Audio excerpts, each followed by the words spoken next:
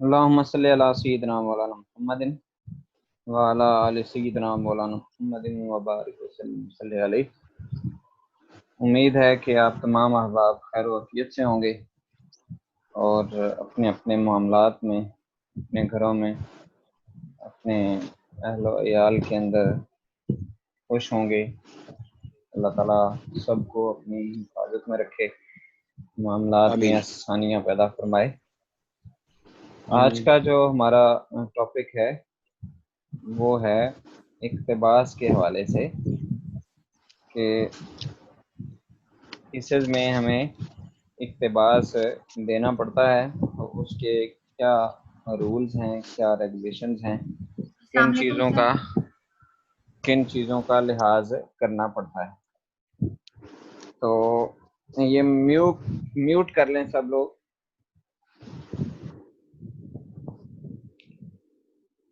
Mic open نہ ہو کسی کا۔ تو عام طور پر اس حوالے سے جو ہمیں آگاہی نہیں ہوتی اتنی کہ یہ جو اقتباس ہے ہم اتنا کثرت کے ساتھ اپنے تھیسز میں جمع کر دیتے ہیں کہ ہمارے استاد بتایا کرتے تھے کہ اگر اقتباسات کو کہا جائے کہ پر لگا کر تم پرندے بن جاؤ اور اڑ جاؤ، اور جب وہ اقتباسات اڑ جائیں تو باقی جو ہے نا تھیسز کے اندر اگر 10-15% میٹیریل جو ہے وہ باقی رہ جائے تو یہ وہ اصل کام جو ہے وہ سامنے آ جائے گا۔ تو اقتباس کو بڑے ٹیکنیکل انداز کے ساتھ دینا پڑتا ہے اور اس کو بھی ایک اس صورت کے اندر کے جو انتہائی ضروری چیزیں ہیں بس ان کو دیا جائے، اور جن چیزوں کا براہ راست اس موضوع کے ساتھ تعلق نہیں بنتا ان اقتباسات کو منعن اس کے اندر داخل نہ کیا جائے۔ تو ان چیزوں کو سمجھنا بہت ہی لازمی ہے، ضروری ہے ایک تھیسز، اچھا تھیسز لکھنے کے لیے۔ اس حوالے سے previously we have studied principles of thesis writing. In this lecture we will study about the text and its rules in thesis. As you know, text and its importance and rules are very necessary to know to write a good thesis.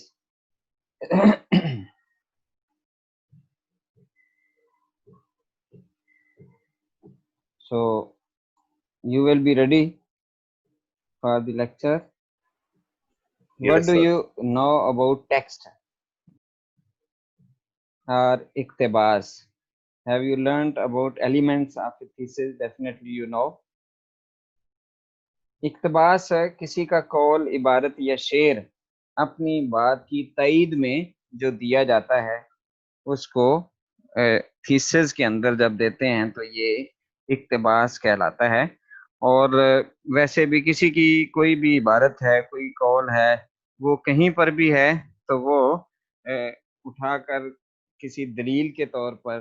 اپنی بات کی تائید کے لیے یا اس کو مزید ثابت کرنے کے لیے ایک دلیل کے طور پر جب ذکر کیا جاتا ہے تو یہ جو عبارت ہے یا قول ہے یا شعر ہے یا کوئی بھی مقولہ ہے کسی کا، یہ اقتباس کہلاتا ہے۔ اس حوالے سے یہ ذہن میں رکھا جائے کہ اگر وہ 1 یا 2 سطروں پر مشتمل ہو تو اسے عبارت کے اندر 2 انورٹڈ کاماز لگا کے اس کے اندر دے دیا جاتا ہے۔ جیسے تسلسل سے آپ کی عبارت چل رہی ہے تو درمیان میں کسی کا آپ نے کوئی قول ذکر کرنا ہے، کوئی مختصر سی آیت ہے یا کوئی حدیث پاک ہے یا کسی کتاب سے آپ نے کوئی ٹیکسٹ دینا ہے اور وہ بالکل تھوڑا سا ہے، 1 سطر، آدھی سطر ہے، 2 سطریں ہیں میکسیمم، تو اس کو اس کے اندر ہی ایڈجسٹ کر لیتے ہیں اور اس کے لیے علیحدہ اسپیس بنا کے اس کو نہیں دیتے۔ یہ عبارت کے جو تسلسل ہیں اس کے اندر ہی ایڈجسٹ ہو جاتا ہے۔ اگر زیادہ سطور ہوں، کوئی 2-3 پیراگراف ہیں، تو اب بعض اوقات ایسا ہوتا ہے کہ ہمارا جو تھیسس ہے وہ اس طرح کے بے شمار اقتباسات سے، پیراگراف دوسرے کے لوگوں کی جو عبارتیں ہیں یا کتابیں لکھی ہوئی وہاں سے اٹھا کے منو ان کاپی کر کے جو ہے نا وہ تھیسس کے اندر ڈال دیا جاتا ہے. یہ طریقہ درست نہیں ہے. اگر ایک آدھ سطر ہو تو وہ تو کام چل جاتا ہے، لیکن زیادہ سطور ہوں تو اس کا پھر مفہوم اپنے لفظوں میں بیان کر کے آخر میں اس کے حوالہ دے دیا جاتا ہے کہ اس کی تفصیل جو ہے وہ فلاں کتاب کے اندر ہے اور فلاں صفحہ سے فلاں صفحہ تک ہے. جو ریفرنس دینے کے اصول ہیں ان کو مانتے ہوئے وہ سارا ریفرنس دے دیا جاتا ہے. تو یہ چیز جو ہے وہ بڑی اہم ہوتی ہے، اور یہی اصل چیز ہوتی ہے کہ آپ جو ایک یا دو یا 5 صفحوں پر پھیلا ہوا میٹیریل ہے، کسی نے لکھا ہے، آپ نے اس کو پڑھا ہے، آپ نے اس آرٹیکل کو پڑھا ہے یا آپ نے کسی کو دیکھا ہے، کوئی کتاب پڑھی ہے، تو اب اس سے آپ نے کوئی اخذ کیا مفہوم، اس اخذ شدہ مفہوم کا جو خلاصہ ہے وہ آپ بیان کریں. اگر آپ اس کا ریفرنس دینا چاہتے ہیں، اس کی بات وہاں کوٹ کرنا چاہتے ہیں، اور اگر آپ سارا کا سارا ہی اس کا مٹیریل اٹھا کے اس کے اندر رکھ دیں گے تو یہ ایک تو پلیجرزم بن جائے گا، اور آپ کو پتا ہے کہ 19% سے کم جو یہ پلیجرزم ہے وہ ایکسیپٹیبل ہوتا ہے. اس سے زیادہ اگر ہوگا تو وہ ایکسیپٹیبل نہیں ہوتا. اب یہ پہلے تو انگلش کا ہوتا تھا، یہ پلیجرزم چیک ہوتا تھا آن لائن، اب اردو کا بھی اور عربی کا بھی یہ پلیجرزم چیک ہوتا ہے، اور پتہ چل جاتا ہے جو جو چیز میٹیریل ہمارے پاس یہ اویلیبل ہوتا ہے نیٹ کے ذریعے سے،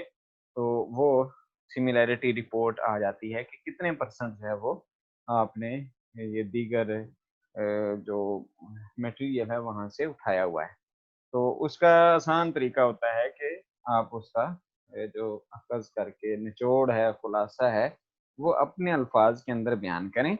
اور اس کا ساتھ ریفرنس دے دیں کہ یہ فلاں کا موقف ہے اور اس نے یہ چیز اس انداز سے بیان کی ہے. اور اس کے اوپر پھر جو ہے نا وہ صرف اس کو بیان کر دینا ہی عام طور پر ہم بیان کر کے چھوڑ دیتے ہیں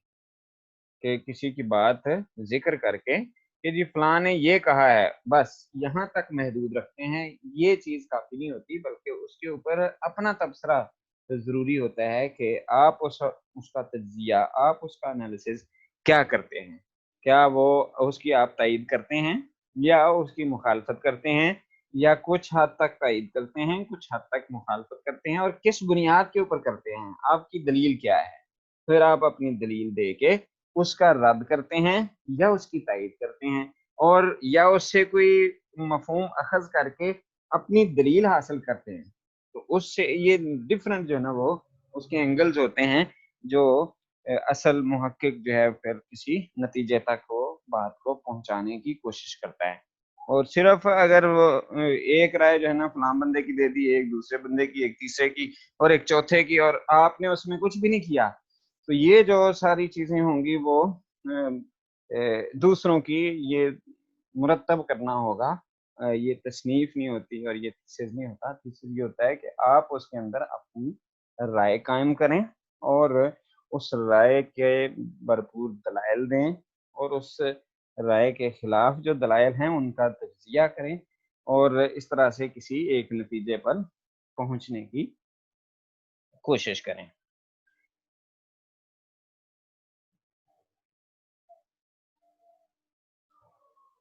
پھر اگر اصل عبارت دینا ضروری ہے، بعض چیزیں ایسی ہوتی ہیں کہ جہاں پر جب تک وہ چیز ذکر نہ کی جائے یا وہ خاص الفاظ اگر سامنے نہ لائے جائیں تو اس وقت تک بات جو ہے وہ پوری نہیں ہو پاتی، یا وہ ادھوری رہتی ہے، یا وہ اس قسم کی بات ہے یا اس قسم کا ٹاپک ہے کہ جس کے اندر ایڈیٹنگ کرنا وہ ہوتا ہے کہ جی وہ ایک ٹیکسٹ کا دوسرے ٹیکسٹ کے ساتھ کمپیریزن کرنا پڑتا ہے. تو اگر ایسی کوئی چیز ہو، ایسی بات ہو کہ خاص کوئی لفظ یا خاص کوئی عبارت یا خاص کوئی ڈیفینیشن کا کسی دوسری ڈیفینیشن کے ساتھ آپ نے تجزیہ کرنا ہے، کمپیئر کرنا ہے، تو پھر اس کے الفاظ جو ہیں وہ بھی ذکر کرنا ضروری ہیں. تو اس صورت کے اندر پھر جو اصل عبارت ہے وہ دی جاتی ہے، لیکن اس کا طریقہ کار یہ ہوتا ہے کہ उसे दोनों जानब जगह छोड़कर असल इबारत से जो 2 फ़ॉन्ट छोटा रख के उसको फिर 2 उल्टे जो कौमे हैं उनके दरमियान दिया जाता है। तो उसका यानी वो बिल्कुल नुमायाँ नज़र आता है कि ये इक़्तिबास है, और वो 2 सत्रों से ज़्यादा जो मटेरियल होता है उसका तरीक़ाकार ये होता है कि उसको मतन के अंदर आपने देना है, तो नया उसका पैराग्राफ होगा, नई उसकी सेटिंग होगी, लेकिन थोड़ा-सा आपने देखा होगा किताबों के अंदर भी, अगर किसी की बात लिखी हुई है तो उसका हाशिया जो है ना साइडों से वो ज़्यादा छोड़ा हुआ होता है, और उसका फ़ॉन्ट भी थोड़ा छोटा होता है कि अगर आम फ़ॉन्ट 14 है तो उसका 12 होगा, अगर 15 है तो इसका 13 होगा। तो 2 जो फ़ॉन्ट हैं उसको कम करके फिर वो जो इक़्तिबास है वो दिया जाता है, जो बहुत ही ज़रूरी हो, जिसके बगैर जो है वो गुज़ारा नहीं है। और उसमें भी एक इक़्तिबास तो है, वो बहुत लंबा है, लेकिन उस इक़्तिबास का 1 लाइन या 2 लाइनें ऐसी हैं कि जो आपके मतलब की हैं, बाकी जो हैं वो इर्रेलेवेंट हैं। तो उस इक़्तिबास को कि जो बहुत ज़्यादा लंबा हो और उसके अंदर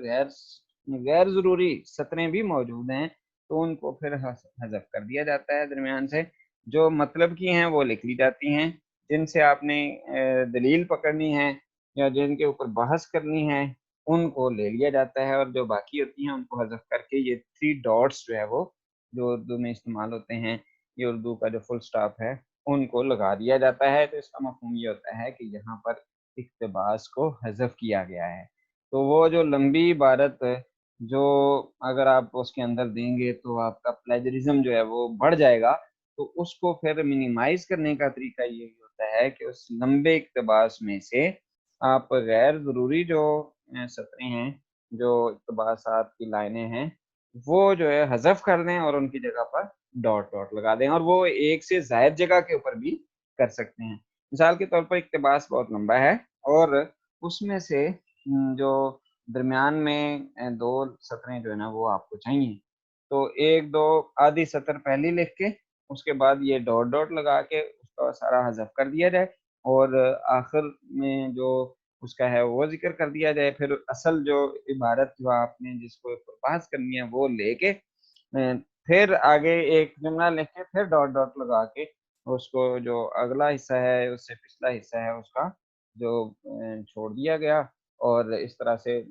या हो सकता है कि उसके बाद फिर आगे अगली जो लाइन है वो आपके काम की है, उसको आप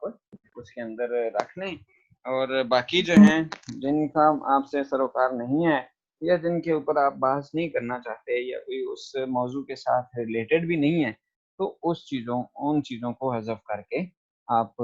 असल जो टारगेट है उसको सामने रखते हुए इबारत का जो है ना वो हिस्सा दे दें, और जो गैर ज़रूरी है उसको हज़फ कर दें। इससे भी बहुत फ़र्क पड़ जाएगा, आपका जो मटेरियल है वो बड़ा सम अप हो जाएगा और कम हो जाएगा। यानी इक़्तिबास की जो रेशो है वो थोड़ी हो जाएगी।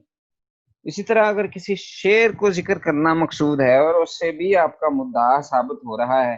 तो उसको भी फिर एक तरीका ये है कि उसको जो अलामात शेर होता है, शेर की अलामत है, उसको दे के तो अगली लाइन के अंदर उसको दिया जाता है अलग से। और अगर उसका एक मिसरा देना है तो फिर मतन के अंदर ही जो उल्टे कौमे हैं वो लगा के दरमियान में भी उसको ज़िक्र कर सकते हैं। लेकिन अगर पूरा शेर है तो फिर उसको अलहदा से शेर की जो अलामत है वो लगा के उसके सामने शेर लिखा जाता है। लेकिन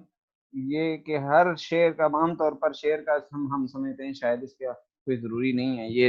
हर एक को आता है या ये शेर ही बड़ा आम है, सबने सुना हुआ है, तो उसका भी रेफ़रेंसेस ज़रूरी होता है कि वो किस शायर का है,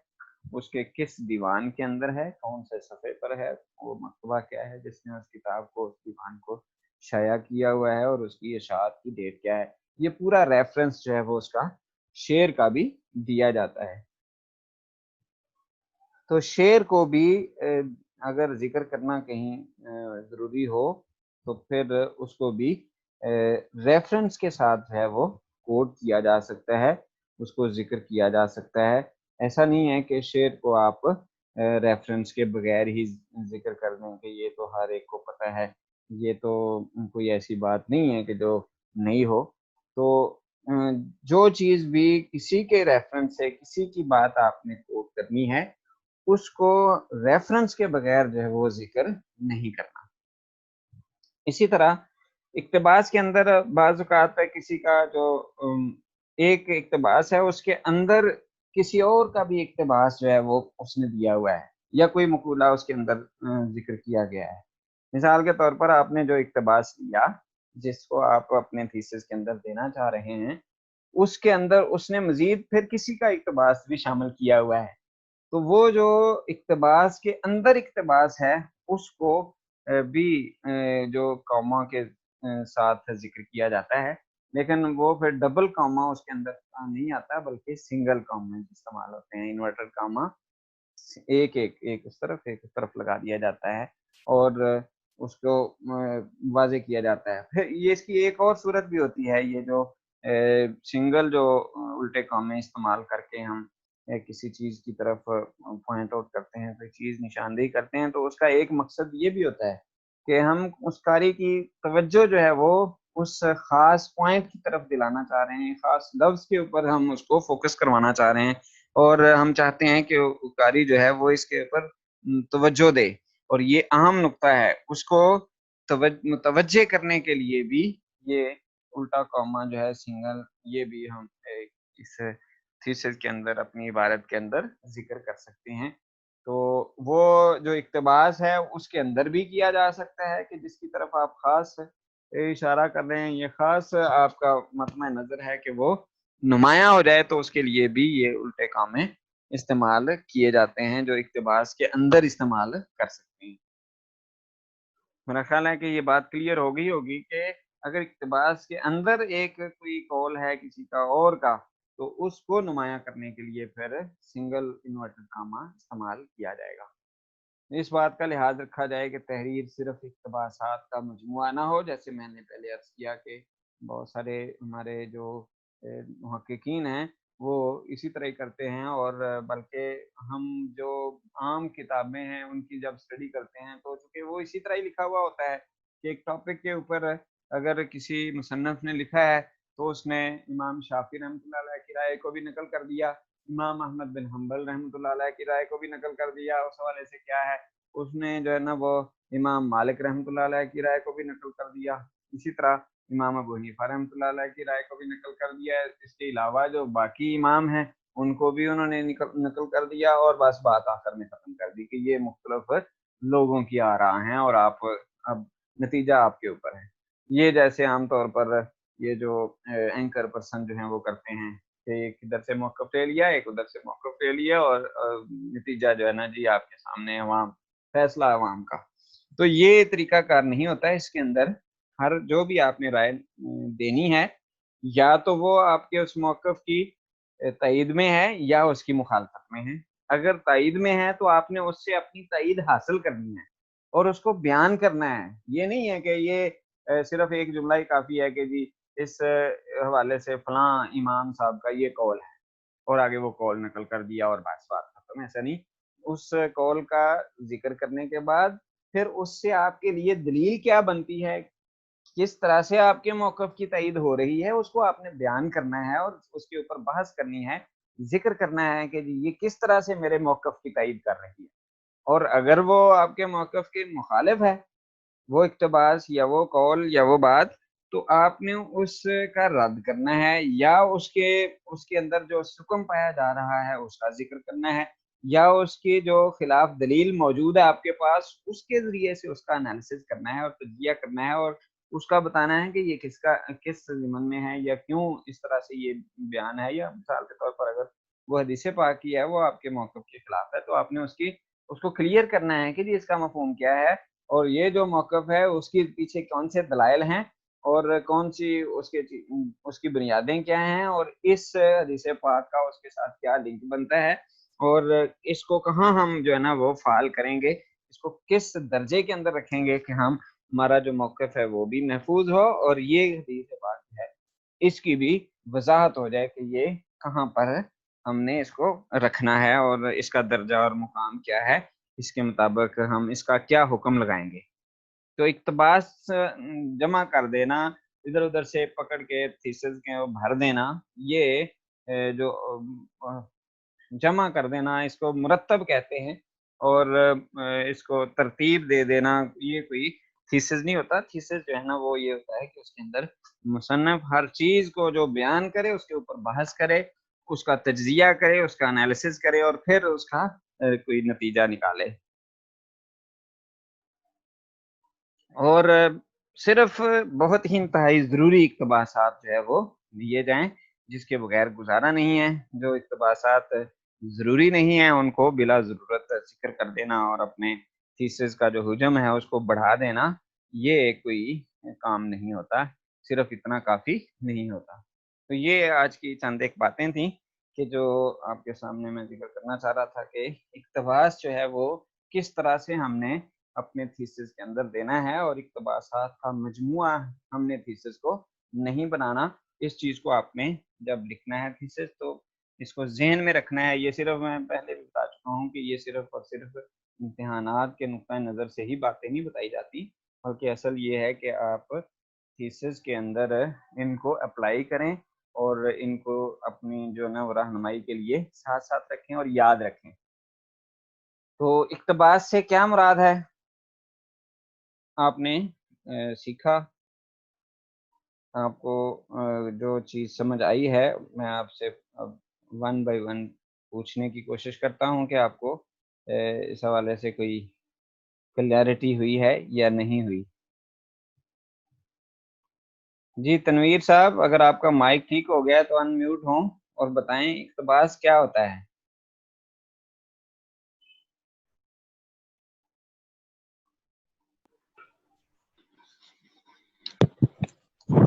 سر مائک میں پرابلم ہے، ابھی بھی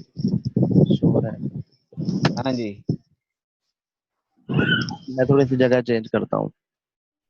کوئی ہیوی قسم کا فین تو نہیں چل رہا آپ کے پاس، اس کی اس طرح سے آواز آ جاتی ہے بعض کا؟ چلیں ٹھیک ہے، اب تو ویسے آواز صحیح آ رہی ہے۔ جی اقتباس کیا ہوتا ہے؟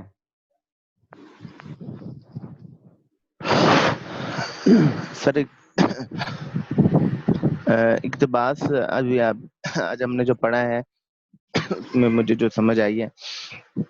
ہم اپنے موقف کی تائید کے لیے دلیل کے طور پر ہم کسی دوسرے مصنف کا لکھا ہوا کوئی قول پیش کرتے ہیں، کوئی شعر پیش کرتے ہیں، یا کوئی مقولہ پیش کرتے ہیں جس سے ہمارے موقف کی تائید ہو اور ہمارا موقف جو ہے وہ مدلل ہو جائے، تو اس چیز کو اقتباس کا نام دیا جاتا ہے۔ ہاں، تائید میں یا مخالفت میں بھی کہہ سکتے ہیں، ضروری نہیں ہے کہ تائید کے اندر ہی وہ ہو، مخالفت کے اندر بھی جو جی بات ہو رہی ہے اس کا بھی اقتباس پیش کر کے پھر اس کا رد کیا جاتا ہے اس میں، تو وہ بھی ایڈ کر لیں اس کے اندر۔ جی بہتر جی ہو گیا ٹھیک سر۔ ہے۔ جی حافظ یعقوب صاحب۔ جی سر، السلام علیکم۔ وعلیکم السلام ورحمۃ اللہ۔ دوسری بات آپ نے یہ فرمائی کہ اگر وہ ایک یا دو سطروں پر مشتمل ہو تو اسی عبارت کے اندر ہی واوین میں دیا جاتا ہے۔ صحیح، یہ اقتباس دینا کیوں ضروری ہوتا ہے، کیوں دیا جاتا ہے؟ سر اپنے موقف کی تائید میں یا تردید میں صحیح ہے۔ اچھا چھوٹا، اعتبار دیا جاتا ہے۔ جی بابر صاحب آپ بتائیں گے چھوٹا اور بڑا اقتباس دینے کا کیا فرق ہے، کیسے اس کو ہم چھوٹا اقتباس کیسے دیں گے اور بڑا اقتباس جو ہے وہ کیسے تھیسس کے اندر دیں گے؟ بابر صاحب۔ جی سر چھوٹا اقتباس دینے کے لیے آپ نے فرمایا کہ ہم عبارت کے اندر ہی واوین میں ایک یا دو سطریں ہیں تو اس کو واوین کے اندر عبارت کے اندر ہی ذکر کر دیں گے، لکھ دیں گے، اور اگر بڑا ہے تو پھر اس کو الگ سے پیراگراف بنائیں گے جس کے دونوں اطراف سے اسپیس زیادہ چھوڑیں گے اور اس کو بھی واوین کے اندر لکھیں گے، اور اس کو دو فاؤنٹ جو ہے اپنے فاؤنٹ سے دو فاؤنٹ چھوٹا رکھیں گے۔ صحیح ہے، یہیں نمایاں ہو جائے کہ یہ اقتباس ہے، جی واضح طور پر پتہ چل جائے۔ ڈاکٹر صاحب اس میں ایک اور بھی گزارش ہے جی کہ آپ نے فرمایا کہ دو فونٹ چھوٹا رکھیں گے، دو فونٹ بڑا بھی کیا جا سکتا ہے اس کو۔ نہیں نمایاں نہیں کرنے کے لیے؟ نہیں، اچھا، بڑا نہیں، چھوٹا ہی رکھنا ہے، چونکہ چھوٹا ہی ہمارا کرنا ہے۔ اس کا یہ مقصد ہوتا ہے کہ وہ جگہ کم لے، اسپیس کم لے، اور اس میں جو ہے نا وہ نمایاں بھی ہو جائے، اور اگر وہ اسپیس زیادہ لے کے نمایاں ہو رہا ہے تو پھر وہ نہیں، اس طرح سے نہیں کرنا اس کو نمایاں۔ ٹھیک ہے۔ جی فائزہ الیاس یہ بتائیں گی کہ شعر کو عبارت میں کیسے دیا جاتا ہے؟ تو شعر جو ہے سر وہ اگر شعر جی سر اگر شعر کو اذکر کرنا ہو تو اس کو بھی علامت شعر دے کر اگلی لائن میں دیا جاتا ہے، اور اگر آپ کا جو شعر کا مصرع ایک ہی ہے تو اس کی عبارت کے بیچ میں ہی لکھ دیا جاتا ہے، اور شعر لکھنے کے بعد اس کا کمپلیٹ جو ریفرنس ہے نا وہ بھی دینا لازمی ہوتا ہے۔ شاباش، ٹھیک ہے۔ اقتباس کی بہترین صورت کیا ہوتی ہے فوزیہ؟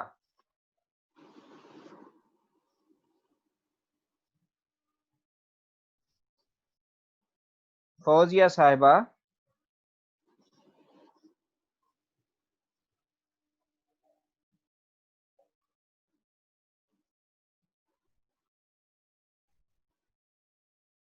جی میرا خیال ہے کہ شاید مائک میں پرابلم ہے، تو یہ طیبہ بابر بتا دیں گے کہ اقتباس دینے کی بہترین صورت کیا ہے، کیسے اقتباس جو ہے وہ دینا چاہیے؟ السلام علیکم سر۔ جی وعلیکم السلام۔ سر اس کی بہترین صورت یہ ہے کہ اس کو جو اگر اقتباس لمبا ہو تو اس میں سے کچھ جو غیر ضروری لائنز ہوتی ہیں اس کو حذف کر لیا جائے، اور اس کو صفحے کے درمیان میں لکھا جاتا ہے، دونوں سائڈ سے مارجن لائن سے فاصلہ چھوڑ کر اور فونٹ چھوٹا رکھ کر، اور اگر کسی کی طرف سے اس کو ریفر کیا جاتا ہے تو اس کو انورٹڈ کوماس کے اندر لکھا جاتا ہے۔ جی اور کوئی اس حوالے سے کوئی بتانا چاہتا ہو اقتباس کی بہترین صورت کیا ہے؟ آپ سر نے اقتباس کی بہترین صورت سر یہ ہے کہ جس کے بغیر گزارا نہ ہو وہ اقتباس دیا جائے، ادروائز جو ہے نا وہ گریز کیا جائے، عبارت اپنی ہی تحریر کی جائے، اپنے الفاظ تحریر کیے جائے، یعنی اس اقتباس کو اپنے الفاظ کے اندر ڈھال کر پھر جو ہے نا وہ بیان کر دیا جائے، اور ایز اٹ از جو ہے وہ الفاظ استعمال نہ کیے جائیں۔ وہ اقتباس بھی اس کے اندر آ گیا، اس کا یعنی مفہوم آ گیا، اور جو ہماری جو پلیجرزم ہے اس سے بھی ہم بچ گئے۔ تو اقتباس دینے کی بہترین صورت یہ ہوتی ہے کہ اس کو اپنے الفاظ کے اندر دیا جائے، اور اگر انتہائی ضروری ہے تو پھر اس کا طریقہ کار یہ ہے کہ غیر ضروری الفاظ کو حذف کر کے ان کی جگہ ڈاٹ ڈاٹ لگا لیے جائیں، 3 ڈاٹ لگا لیے جائیں، اور پھر باقی جو اصل عبارت ہے اس کو اس کے اندر جس کا ہمارا مقصد ہے اس کو ذکر کر دیا جائے۔ سر اگر کسی اور لینگویج میں مطلب ہو، انگلش میں، اردو میں ہم لکھ رہے ہیں تو انگلش کا کوئی اقتباس مطلب اس میں ہم نے درج کرنا چاہ رہے ہیں تو کیا اس کا ترجمہ بھی ضروری ہوتا ہے پھر؟ ہاں جی، اگر کسی اور لینگویج کا آپ نے اس میں انگلش کا ہے یا عربی کا ہے یا کسی اور لینگویج، چائنیز لینگویج کے اندر کسی نے بیان کیا ہوا ہے تو وہ صرف ترجمے کے بغیر دینا، صرف عبارت کے جس کا جو ہے نا وہ کسی کو پتہ ہی نہیں چلا، چونکہ ہر کوئی جو ہے نا وہ نہیں جانتا اس کو عربی کو، تو اس کا ترجمہ دینا ضروری ہوتا ہے ساتھ، کہ اگر آپ نے اقتباس دینا ہے تو اس کا چونکہ اصل جو الفاظ ہیں وہ اختصار کے ساتھ ہے، جو آپ سے ریلیونٹ ہے انگلش کا ہے تو وہ بھی اس کے اندر دیا جا سکتا ہے، لیکن ٹرانسلیشن کے بغیر اس کا ترجمہ جو ہے وہ دینا ضروری ہے۔ اور بعض اوقات شعر بھی، کہ جو اگر کوئی مشکل الفاظ کے اندر ہے، وہ فارسی کے اندر شعر ہے تو اس کی بھی وضاحت اگر انڈائریکٹلی نہیں تو کم از کم حاشیے کے اندر وہ دے دی جائے، حاشیہ اس کا لگا کے جہاں ریفرنس دینا ہے اس کا ساتھ ترجمہ بھی وہاں پر کیا جا سکتا ہے۔ اگر چونکہ بعض اوقات ایسا ہوتا ہے کہ شعر جو ہے وہ اس کا سارا جو مفہوم ہے وہ اس سے ریلیونٹ نہیں ہوتا، کوئی اس سے کوئی لفظ اخذ کرنا مقصد ہوتا ہے یا کسی لفظ کی تائید کے اندر دیا جا رہا ہے، تو اس لفظ کو اصل نمایاں کرنا وہاں مقصد ہوتا ہے کہ اس شعر کے اندر یہ لفظ اس طرح سے اس معنی میں استعمال ہوا ہے، تو اب وہ سارے کا ترجمہ اس اصل جو ٹیکسٹ ہے اس کے اندر دینے کی بجائے آپ اس کا حاشیے کے اندر ترجمہ دے دیں گے، اور شعر اس کے اندر ذکر کر کے اس کو نمایاں کر دیں گے، انڈر لائن کر دیں گے اس لفظ کو، اور پھر اس کے اوپر بحث ضرور کریں گے کہ جی اس شعر کے اندر یہ جو لفظ ہے وہ اس معنی میں استعمال ہوا ہے، जिस माने की तायद के लिए हमने ये शेर जिक्र किया है। तो ये उसके ऊपर 2 4 5 लाइनें जो भी आपका तबसरा है वो असल चीज जो है ना वो जरूरी होता है, और इस हवाले से हम आमतौर पर इग्नोरेंट रहते हैं और समझते हैं जो, जैसे हमने चूंकि किताबें पढ़ी होती हैं आमतौर पर वो जो तहकीक के उसूलों के मुताबिक नहीं होती, वो और अंदाज से होती हैं। जो कि किताब लिखने के ऊपर तो कोई पाबंदी नहीं होती, हर कोई अपनी मर्जी की किताब लिख सकता है, किसी को कोई पूछने वाला नहीं है। लेकिन जब थीसिस लिखा जाता है तो उसके रूल्स रेगुलेशन उन चीज़ों को जो है ना वो देखा जाता है, और थीसिस भी हम देखते हैं कि बहुत सारे जो है ना वो इसी तरह से ही वो लिख दिए जाते हैं, उसका वो प्रॉपर तरीका जो है ना इख्तियार नहीं किया जाता बाज़ औक़ात। फिर जो बाज़ तो एग्जामिनर्स जो हैं वो इग्नोर कर देते हैं इन चीज़ों को, लेकिन फिर बाज़ जो है ना वो उसको पकड़ लेते हैं और बहुत ज़्यादा उससे फिर सुर्खी होती है, परेशानी होती है थीसिस करने वाले को भी, उसके सुपरवाइज़र को भी और डिपार्टमेंट को भी। इसलिए इन चीज़ों को पूरी तरह से रिसर्च के जो उसूल हैं उनको अप्लाई करते हुए हमें थीसिस जो है वो लिखना चाहिए। तो ये सादुल्लाह साहब सर ने ये बड़ी अच्छी जो है ना वो